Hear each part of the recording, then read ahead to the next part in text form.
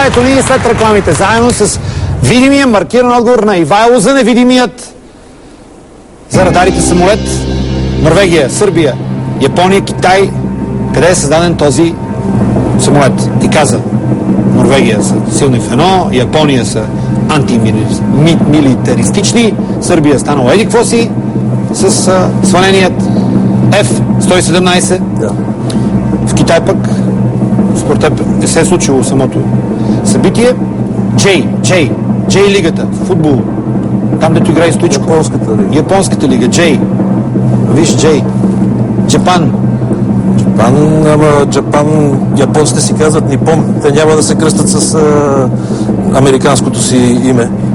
Последно път те ще го направят това нещо. Да, силни, наистина антивоенни лобита. Още помнят Хирошима. Едва ли те ще тръгнат да се въоръжават до зъби. За Норвегия също каза. Сърбия, наистина. Има връзка с верния отговор. Говори се, че падналият, свален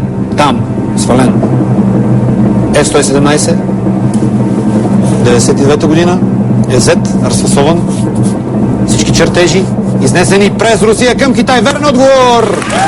Браво!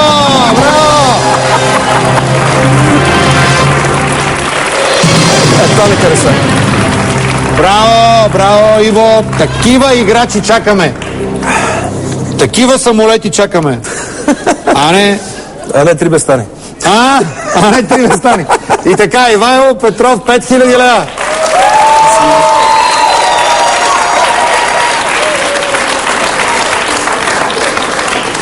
Китайците твърдят, че си е тяхна технология, унищожител, сериозен самолет. 10 000 лева. Да видим въпроса. Каква била основната дейност на крагояра в средновековна България? Разливане на вино, изработване на копия, дресура и лов с соколи, забавление на владетеля. Вероятно. Корена на думата не е славянски.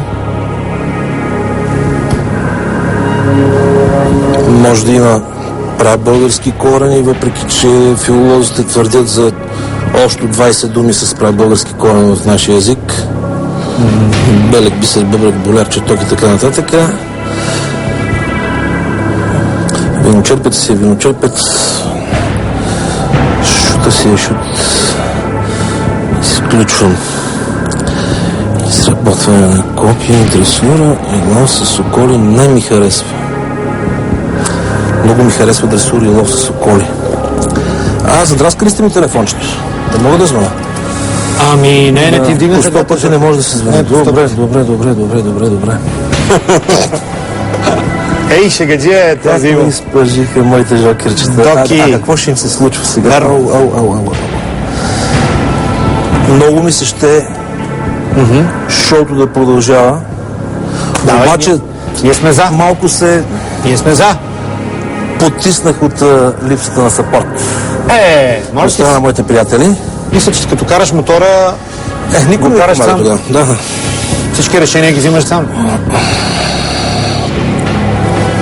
Не, Ники, не мога да го изигра този въпрос. Добре, това е коректно и точно решение. Ние уважаваме и твоето желание да се тръгнеш и с 5000 лева, но най-вече, че не мога да пребориш въпроса. Ивайло Петров, дами и господа, спира своето шоу с 5000 лева и много сериозен резултат. И